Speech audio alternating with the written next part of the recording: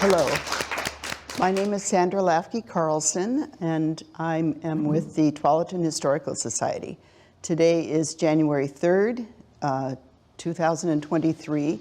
We're here at the 2024. Thank you. 24, yes.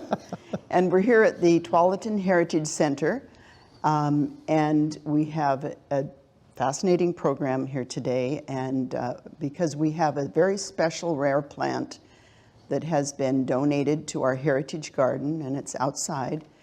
And these two men are, they are responsible for us having this gift of this tree peony, and their families, and they're going to tell you the history about this. And this is Art Sasaki, whose family had a farm in Tualatin for decades, and hired many of the children in Tualatin to harvest those berries over the years. And this is Terry Nishikawa, whose family also had a farm here years ago, or in the Malloy area, between Tualatin and Sherwood. And so they're both going to tell us about the story about this plant. So I'll let you start. Well, Terry's grandfather, Shotaro Nishikawa, who was born in 1876, he was a friend of my grandfather's. They knew each other from Japan. And my grandfather and grandmother came from Hiroshima area and left Japan in 1901.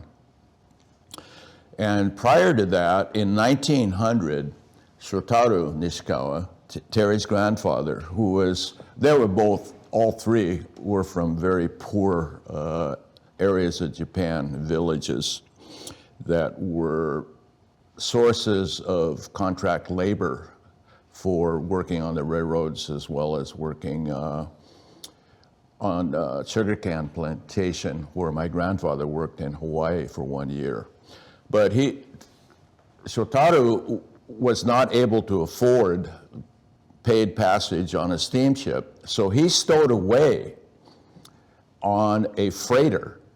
And when he was off the coast of what he thought was Oregon, Washington, he jumped ship and swam for 3 miles through the Pacific Ocean and came ashore on the west side of Vancouver Island.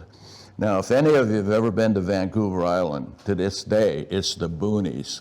Now, I have no idea what it was in 1900, 124 years ago, but I can only assume it was wilderness. Anyway, he made it down to the Portland area, and then he subsequently went down to California and worked on the railroads. Is that correct? That's right. And in the process, he lost a finger when a rail fell on his hand. But over the years, he was able to earn and save enough money to buy land and start a small farm. And I was corrected by Terry, and that occurred in 1911. 11, yeah. And then, if you're familiar where the fire training station is on Tonquin Loop Road by the gun club, that was near the shores of Coffee Lake where the small farm was. And his bride, his wife, came to Seattle where they were married in 1912. And when she came, she brought with her a tree peony, which was a very valuable plant from homeland Wakayama, Japan. Wakayama is on the main island of Japan about 4 o'clock. Hiroshima, where my grandparents came from, is down at the end of Honshu, the main island of Japan, at about 7 o'clock. They're a couple hundred miles apart. But the story is about the plant that she brought.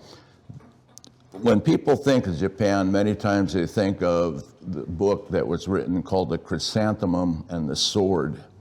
Chrysanthemum being representative of the imperial nature of Japan, the emperor, and the sword being the samurai. The peony is considered a plant that is representative of good fortune, health, and in the case of marriage, a joyful relationship in marriage. So she brought the plant with her, and it was planted on rocky soil near Coffee Lake, which, if you're familiar with, Coffee Lake is a coke lake vacuumed out of the solid basalt rock by the Missoula floods. And as such, there wasn't a lot of topsoil, and the plant did not do all that well. Mm-hmm. Now, when was the move from Coffee Lake area to Boring? About early 1930s, like 1934, 1935, somewhere around there. So it's highly likely that's when the plant was split, don't you think? I don't know exactly. It could have been the time when they first got here, when your family first moved out there, then they gave it as a welcoming gift, maybe. I don't know exactly, but I know that they were good friends, so Right. I would think that maybe as a beginning when they first started, when they first arriving, that they received it. I don't know how big the plant was, what kind of shape it was in. I just know that when the Nishikawas first came to the Molloy area, that land was not a welcoming land. It was very rocky, very little topsoil, but the plant did well. It was growing, and it was flourishing a little bit. I saw some pictures of it, and it was pretty tall. Yeah. And it had the flowers were like this big. Giant. It is an Huge, early huge. bloomer, and the blossoms are big. You know, the peony is a kind of like a kingly plant from Japan. Emperors would yearn for this particular plant, but I know my family moved from the Molloy to Boring in the early 1930s. That was before you were born. Oh yeah, way before I was born. My grandfather bought the land in Tualatin in 1909, and they moved to the property on Boone's Ferry Road in 1914. And Mr. Nishikawa, Grandpa Nishikawa, and his wife gave half of their plant to my grandfather. And there are about 300 of that variety in the United States, and they all came from that one plant, all of them. So somewhere between 1909 and current is how the plant got spread throughout the United States. And they were all from that one plant that she brought from Japan as part of her wedding dowry. Okay. And she came as a picture bride. Could you just Basically, describe- they knew each other because two brothers were married to two sisters. In other words, he married the sister of his brother's wife. So it's a family with two brothers married to two sisters. Yeah, can I kind of take over on that? Yep, absolutely. You know, my grandfather, like Art was saying, you know, he came here, he's a single guy, right? And he's in his late 20s, young guy. And in 1911 is about the time that he purchased a property out there. And he was writing to his brother in Japan, say, hey, I would like to seek out marriage. And at that time was picture bride matching. You send a picture of yourself, and obviously, I don't know how current the picture that he had of himself. He sent to Japan to his brother, or maybe the brother already had one. And then he will get a picture back of his prospective future wife. And he got a letter saying that, hey, she's coming. She's coming to Seattle in 1912. No, this was like a year after he had purchased. So I guess he was trying to get settled before he started thinking about family life and things like that. So how he got to Seattle, because that's where the ship was headed toward, I don't know, he went by train, I don't think he was driving a car. I really don't know. I mean, 20-some-year-old, let's see, 1912. You said he was born in 1876, so he's like 36 years old. 36 years old, and going to Seattle, Washington to meet a woman never met before. Got a picture, don't know how recent it is. And in the May of 1912, they met. And they got married in Seattle. And she did not get back on the boat and go back, she stayed. Right? It's a one-way ticket. It's a one-way ticket.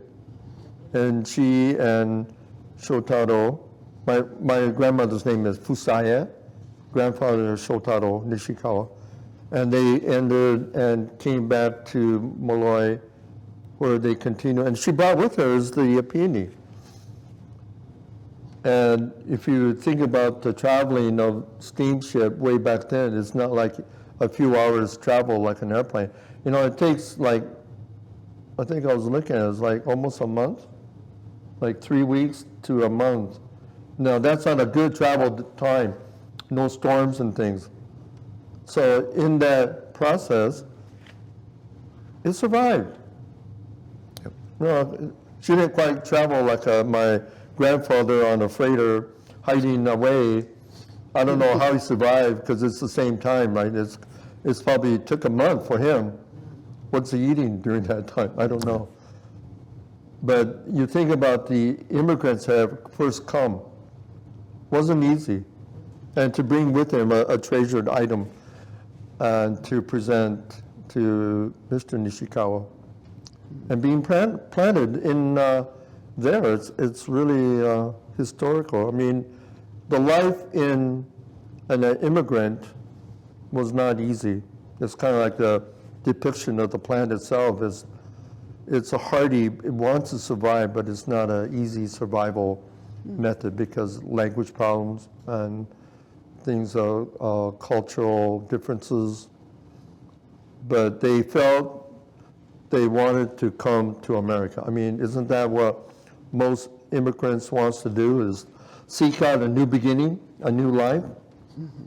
And in a Japanese culture, if you're the oldest, say the oldest son, you inherit what your parents have, the house, the land, and everything. And if you're the second born, third born, you're basically asked to leave. So my grandfather, he had an older brother who's gotten married and is now moving in the house, and obviously it's time for Shotaro to move on, so that's why he was moved out. It's pretty common in Japan culture. And here Fusaye made a new beginning, planted a plant. Can I put a flash drive on yours? Well, I've got a picture of it. Do you? Yeah. Okay. Alan Rogers had a Caprice Nursery Farms on Pleasant Hill, and this is the jacket of the book. That is the actual plant that is planted on the corner of the Heritage Center now. This is another picture of it. Oh, yeah. That's the one right in front of the house. Yep. Okay. If we can go So, back. and this is from your parents' farm, these photos. Right, that's in the front yard of the house on Boone's Ferry, south of Horizon Church, north of the Holiday Inn, right before you turn down the hill to go to the women's prison on Day Road. That is the actual plant. It is not the plant that was from Grandpa. It is from that plant. I managed to kill that, the first one, by not watering it properly. But anyway, this is the plant that is on the corner of the building now. That was the cutting from the original one? Mm-hmm. Yeah. That's my dad with several others that he propagated. That's a niece and her daughter with other plants. Indication of the blossoms. The variety is a very early bloomer. It may be May, it may be as early as late April that it blooms. And it's a large blossom. It'll be about 8-10 inches across in full bloom. Does it take special care to maintain it? Good watering, fertilizer, maintained. It is a pretty hardy plant, even in spite of what was around it.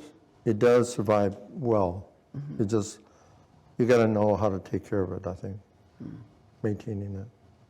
And it's slow growing. It's very slow growing. That's why it's not propagated for commercial purposes very much, because it is such a slow grower. Tree peonies are for the lunatic fringe of peony growers.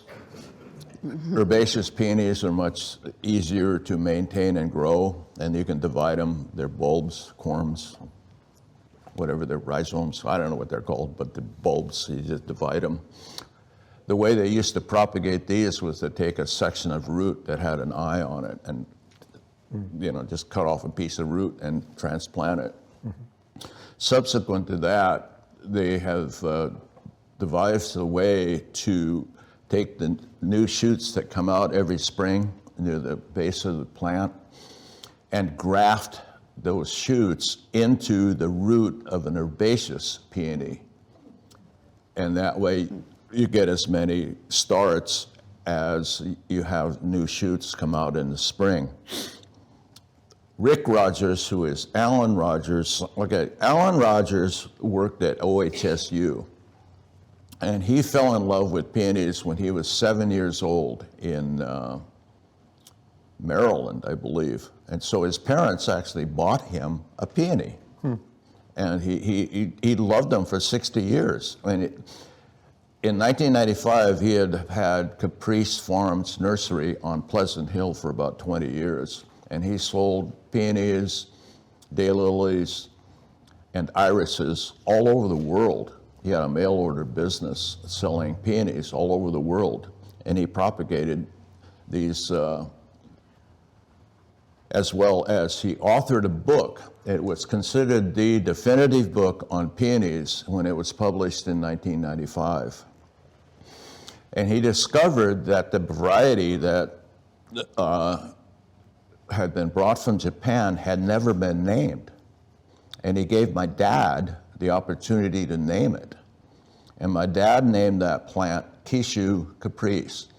Kishu is an area of Japan currently called Wakayama. Kishu was the feudal name during the Tokugawa regime and earlier during when the samurai were running around chopping off heads and stuff.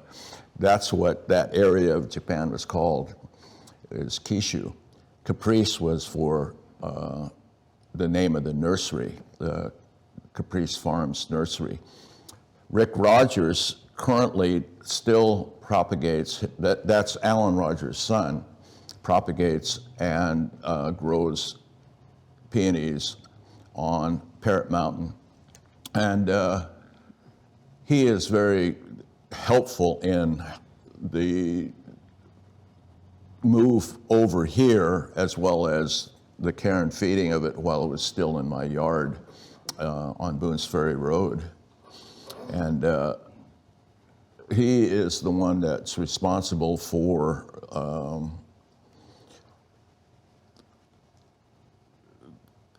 the well-being of this particular one that's out where we have it. Now, if you ever want to get that particular book, it's no longer available in hard copy. It's no longer in print in the hard copy, and it's in print in the paperback. But the paperback book has black and white pictures You know, so one of the reasons you would buy a book like this is because of the colors and size and things like that. But like, you know, the Willamette Valley is really good for a lot of different variety of flowers. The Edelman farm in Brooks has zillions of peonies. The irises at Shriners along the freeway, and dahlias, the Swan Island Dahlia Farm in Canby. You know, the Willamette Valley is rich for having world-class varieties of plants. This particular variety, the Kishu Caprice variety that Rick sells, is in some of the largest arboretums and show gardens in the United States, in St. Louis, Atlanta. Interesting enough, he's had a large order from China, where the plant probably originated from.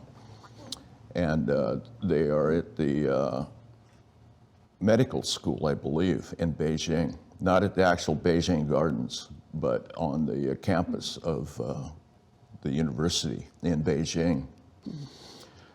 Interesting enough, the Chinese Gardens right downtown has 3 of them. Well, every plant there is from China originally. Anyway, it probably was before it got to Japan. It probably was started in China. Long story short, but it's one of those things where plants don't care what the national boundaries are. They are rather indifferent to politics and the economic condition of who has the property where it's planted. And so it's one of those things that you can enjoy regardless of what a political affiliation you might have or how the condition of the yard is that you have the plant in. The plant out that we have, the start Yep. you brought over, that's outside this, near this corner, it's about this tall right now, and of course it's lost its leaves, but maybe Terry, you can tell us what that plant might become, the size of it. And Well, you can see just on the Art's pictures how big they can be. so like 4 or 5 feet Yeah. high and Yeah. wide. This is an idea. That's my dad, who was 5'9". Now, they can get pretty bushy, and those blooms, like the ones that was at my grandparents' place, I mean, they're like that big. I mean, you kind of look at it, it looks like a cluster of tissues. Pink tissues, pink and white tissues all bunched up together, and it's about that big. This gives you an idea of what the actual blossom looks like as it's developing. It has a very light fragrance to it. Oh, it does. It's not like a really strong aroma, but it has a very light, you can sense that it has something in it. Yeah. And how long can it be expected to live if it does well? I guess over 100 years. The original plant could live that long? Mm-hmm. Oh, Yeah, there's, well, continue with my part of story of my grandmother having moved to Boring, and she took the cuttings and everything to Boring, Oregon, and it was growing there, and unfortunately, after my grandparents died and my father passed away, my mother sold the farm and moved to Gresham, Oregon.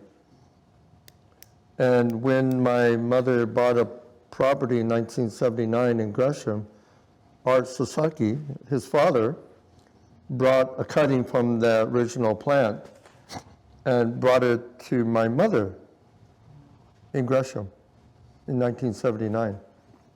And that plant is still in my backyard, and it's still growing. I can't remember the year. It was like 2017 or 18. My wife Linda and I visited Art and asked about a plant that he had, if we can take it. And he said, yeah, please. And we dug it up one day. We just got in there, got into our elbows, and we dug the plant up, and we moved it to our backyard. So now that's in our backyard. And we took a cutting from that, and we brought it to the Japanese, I guess we call it, it's a Japanese part of the Gresham Main City Park. It's called Tsuru Island. And in Tsuru Island, there is a plant that we brought, and it's sitting over there. Is there one in the Japanese garden in Portland? I don't think so. Not that I'm aware of. We can bring one there. We've been, it's like, it's a beautiful plant to see. And you were asking how long it will last. It will probably last over 100 years. Only because it is a hardy plant, or tree. It's a tree. It's not a plant. And it's a very hardy plant. And it's, so long as the roots are strong, it'll always have the little eye that will come out. And it'll always come out. And new shootings will come up. And even if you clip it down, like see this one here got clipped quite a bit, it will get, new shoots will start coming out, more eyes will come out, and more branches will start filling out.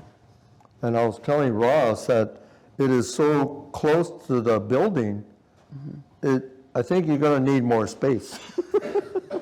Move the building. Oh, okay, move the building, okay. It just seemed like it needs to have a lot of space, because you can see some of Art's pictures. It does grow pretty big, and it does not care what direction it's going to go.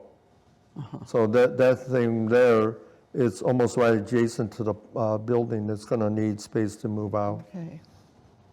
So ours that we have in our backyard, it's kind of, it used to be a vegetable area, like zucchinis and cucumbers and stuff. Now it's just turned into a flower garden. It's got peonies, it's got irises, it's got calla lilies, it's got everything you can think of. Plus another area is turned into herbs. But it's a beautiful, beautiful plant. And I'm just thinking that it's a marvel of what immigrants thought about when they were coming.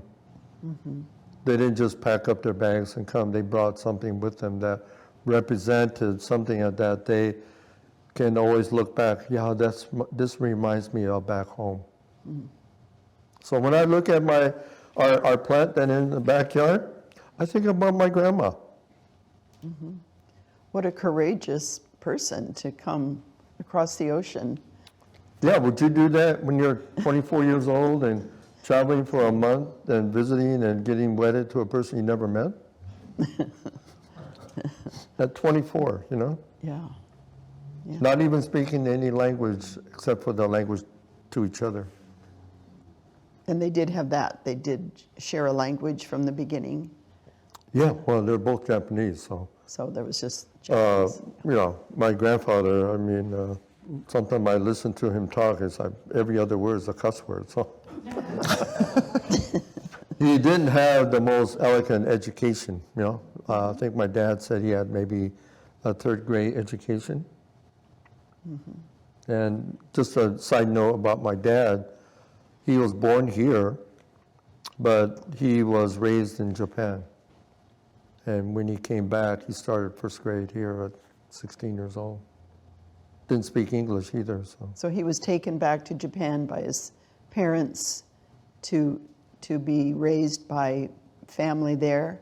Yeah, so I think since my grandfather had a brother and a family there, so I think that's where my father stayed with him. Because, Grandpa and Grandma came back to America, so he's over there being raised by a completely different family. And he came back at the age of 16 and went to Carlin School? Carlin School and then to West Lynn. Okay. I mean, So he was in the first grade when he was 16. at that At time, there Carlin. was two There were classrooms two there. rooms. Yeah. And he had siblings that were born. My dad was born in 1916, and he had siblings that were born earlier, after the time that Grandpa and Grandma got married and started a family, and they were stillborns. Oh. They're buried out there at the Pleasant View Cemetery, if you know where that is located. But I have 3 relatives, aunts and uncles, who didn't even make it to their first day of their life, and they're buried out there. And I had one other uncle who was born in Japan, probably shortly after Grandpa and Grandma went to Japan. She was pregnant while she was there, and the baby was born. And shortly after the baby was born, she came to America. So she left her oldest son and a newborn and came to America. Oh. Wow. And he died when he was the younger brother. He was about 3 or 4 years old when he passed away. And I was looking at the record of history of time. That was when the influenza was going around throughout the world, where 500 million people died. And he was one of them in Japan. Because my dad said that he was almost dead himself. He was very ill, very sick. Do you still have family in Japan that you... I hope so. I want to say yes, because from my grandparents' family, I mean, that includes my grandmother's side of the family, because it's like Art said, 2 brothers married 2 sisters. So it was a very small knit family out there, and I imagine their nieces and nephews and grandkids and great-grandkids, all that upper generation is gone, but there are probably those who are my age. I think even that parents' generation is gone. But there'll be people, 70 years old who are there. I don't know who they are. Hopefully they're Nishikawas. But I understand Nishikawa is not that unusual of a name. So they're there. I'd like to go and see him visit, say, hey, here to visit, I want to see you. And I want to bring with him photos of the families and compare it to somebody else's family and say, hey, yeah, we got a picture just like that. Oh. And then they'll mesh together. But that's yet to be seen down the road. And I'm in the process to write a historical documentation of the Nishikawa family and my grandmother's life and legacies of their travels, bringing the plant, not just the plant, but it's the whole of history of my family. It'd be nice to know. I mean, I can do a genealogical study, samplings, and then that'll be a start as well. So I was hoping maybe I can add on to the name of Kishu Caprice. I was thinking maybe just to add my grandmother's name. Kishu Caprice Tree Peony. Just as, I think it's kind of a legal documentation of Kishu Caprice, named from the nursery way back then, 1990s. So it's not something I want to change, just something to add on to. To this one, And to one here. this plant, yeah. And then to the one in Gresham, I Yep. just want to, be known, especially for this locality, I think to know that there are people that grew up in that area. I think that'd be nice to know where that plant originated and how it's surviving. And it's right here now. And who knows? Yeah. 100 years from now, Ross, maybe it'll be out there somewhere 5 feet tall. Would you be willing to answer questions if people have questions? Absolutely. Do you know if either of your plants were trimmed, or did they trim them to make them bush out? Did they trim the height? Sandra, repeat the question. Oh, do you know if you? I would imagine that they have been Oh, trimmed. Let me repeat the question so it'll be recorded. Okay. Did your parents trim the plant so that it would get wider rather than taller? Do you know? I would think that it was trimmed. Otherwise, they'll, you look at any kind of rhodies or hydrangeas. If you don't trim them back, they just keep growing and growing and growing. And all of a sudden, the bushiness of the leaves is not there, especially like rhodies and such. So same for any other type of tree, peonies. If you trim them back, they get fuller. And not only they're fuller, the flowers will get bigger and more pronounced. If that answers your question. Yes, thank you. I actually don't know on that particular plant. Rick Rogers is the authority, and he's easily accessible. So you don't remember if you ever saw it very tall? No, it never was. I also noticed yours was planted on a rocky, very sunny area. Well, there's rockery on the fence around it, That, but where the plant is not rocky. In other words, the root system was all in very good dirt. but the drainage looked like it was very good. Oh, I'm yeah, assuming that's yeah. important. Yeah, it was very well drained, both that particular one and these three, as well as the one here. The drainage is all very good. This is the one right here that we moved to Terry's house in Boring. But Terry, your grandparents planted it in rocky soil in the Malloy It's in the, area, and it still survived. It survived. They're pretty hardy It plant. says that it's a very hardy plant. And I think my grandparents are pretty knowledgeable about taking care of plants because they're farmers. And it's not exactly easy to raise crops on a soil that doesn't have much depth of soil. It's more gravelly type of soil. So he was able to do the farming and he was able to raise crops and raise that plant. What was the main crop that your grandparents started with? I have no idea. But I think they're like strawberries. I thought that they mentioned they were trying to do potatoes and stuff like that. Oh. I can't imagine potatoes doing that well in a rocky soil. Yeah. I mean, it's other you're going to have rocks in your potatoes. Yeah.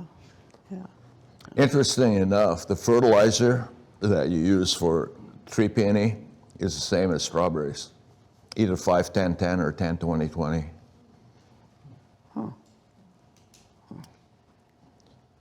And that was the crop that your family grew. Well, primarily. When I was a little kid, we had orchard, we had grapes, we had nursery stock, we had gooseberries, but the main source of revenue to live on eventuated to strawberries. My dad was of the school of thought, don't put all your eggs in one basket. That was the farming philosophy. So you had a lot of different income streams. How many acres was it? Well, at the height, the total property was 100 acres, of which 30 acres was on the east side of I-5. I-5 split our property in two. So there was 30 acres that was landlocked on the east side of I-5, which is standing timber. Interesting enough, it was logged off in 1960. In 1962, the Columbus Day storm hit and probably would have destroyed a good portion of what became pretty high-end piling because of the nature of the trees that were there. They made excellent piling. And then the farm itself that was actually under tillage was about 40 acres on the west side of I-5. Art, Yep. did your parents raise Marshall strawberries? The variety of strawberries raised, the question was Marshall variety, and the answer is yes. The Marshall variety is one of the tastiest strawberries varieties, but it doesn't yield a great deal of tonnage. And when a farm is, and it's about tonnage in terms of revenue. And that's why there aren't any in the Willamette Valley anymore. And it doesn't ship well. No, they're very, very fragile. So the Northwest variety came in. Yep. Which didn't have near the flavor or the texture, No, but it could ship. yeah. And then subsequent to that, you know, you can get stuff out of California that has the texture of an apple. I mean, you can slice it up like an apple, and it has, you know. But the varieties in the Pacific Northwest have expanded significantly. If you go to Lusher Farms, they've got, I think, 5 varieties of everbearing, which are actually pretty good. So, yeah, the Marshall variety was what I grew up with and switched over to Northwest. Yvonne? I was one of the kids that picked strawberries at Sasaki's farm. And Wow. our mother taught us working skills that I still go by. We were not allowed to eat any of this Marshall strawberries or throw any of them. But, they were wonderful in teaching us how to work when we were 10 years old. You can't be heard. Let Sandra repeat what Oh. you said. Sorry. That you, yeah, if I can do that. You and several other children in the community picked the berries there at the Sasaki farm. You weren't allowed to touch the Marshall berries or eat. You couldn't eat. I thought you couldn't eat any of them if you were harvesting, but you could eat some of them. But the Marshalls were the tastiest of the strawberries by far. We also had a variety called Red Hearts, who were kind of a later berry or ever berry. Red Heart, that was a strawberry Yeah, but it that you had. was subject to rust. So Huh. it didn't do very well. One thing that we had out in Boring, we had Marshalls as well, but Dad found that it was not as durable, but it tasted really well, and he certainly didn't like the Northwest. So we started going for the Hood variety. Oh, yeah. And the Hood variety was, it got the size, and it had the taste and the durability. So we kind of stuck with the Hood variety for the rest of the time that we were on the farm. Oh, Yvonne, I think we're running out of time, but we have a couple of more questions. That picture up there shows several bushes. Are they still there in your old farm? No, these have been distributed all over. Like I said, half of this one went to Terry, half of it went to Gresham, the Japanese garden.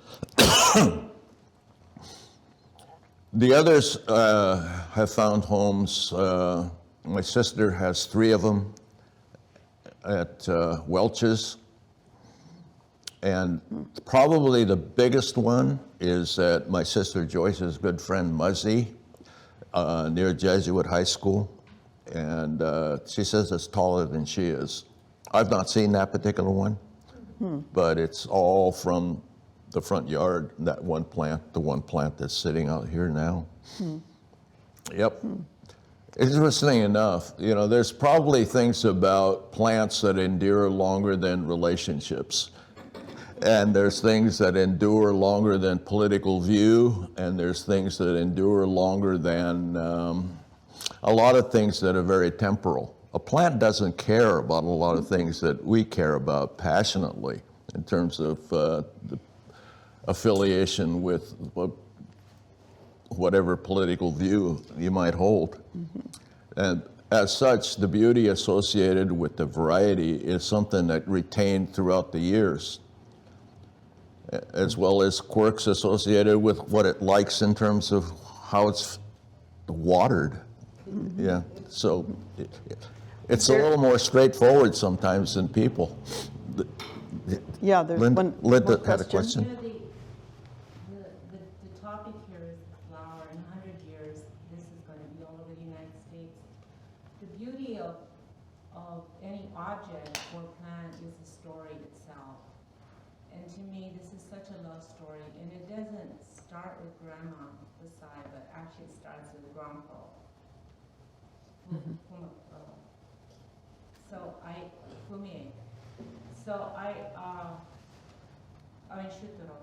So he is such an integral part of this. To me, it's like a love story, right there with the Titanic, right? Sandra, would you briefly The repeat plant, that? Okay, let me say it again so they can get it on the sound. So it's not just about the plant, but it's about the story, and it's a love story, and it goes back to Terry's grandfather. yes. And And so, because it goes back to the whole idea of America, coming to America, and he's jumping off the ship and swimming 3 miles there. Then he works so hard to get this land so that he can have a dowry for her, and then she comes with the peony. To me, the beauty of the story makes this so precious to America. It's a gift from a Japanese couple who endured the test of time, right? She lost 4 children, and the only one that survived was Terry's father. As a couple, I am requesting that his name be added on. So it would be both their names added on to this. And I think once people understand. The audience will never catch, Sandra needs The- to. okay. Oh, I'm sorry. so it's Shotaro's story as well as Fusaya's story and the story of the plant. And it's about coming to America and struggling and building a home and a family, and but bringing something precious from where you came from, and that is a beautiful story, and that maybe Shotaro's name should be added to the name of the tree peony. Yes. So, okay, I think that we have no more time. But I want to thank Terry Nishikawa and Art Sasaki for sharing this story, for the photos. And I want to add that the CTV people are recording this, and it will be available on YouTube and on the Tualatin Historical Society website pretty soon in the future. And so, and I want to thank you all for coming and participating. Thank you. Thank you.